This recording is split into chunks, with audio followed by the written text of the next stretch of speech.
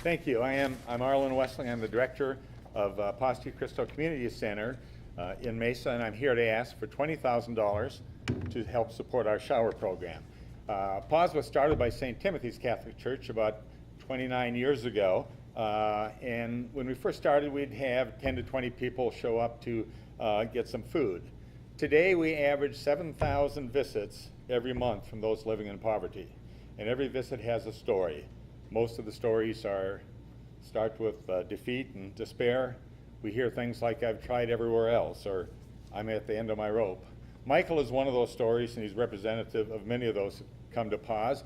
He had a job, he had a house, he had a marriage, he was a 4-year Marine veteran, but he had a problem with drinking, and he got a couple of DUIs, and then he lost his job.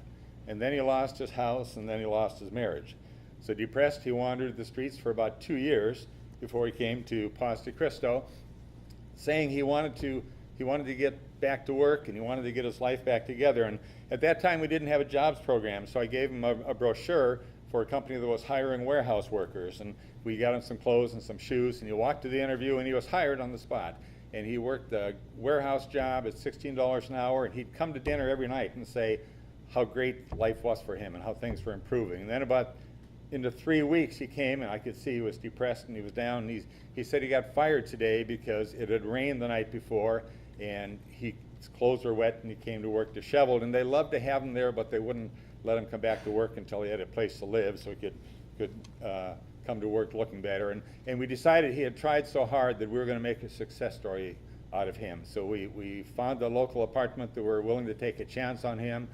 We got some funding to help for the deposits for rent and utilities. The bottom line is that was 2 years ago. Michael still is in that apartment. Michael still has that job.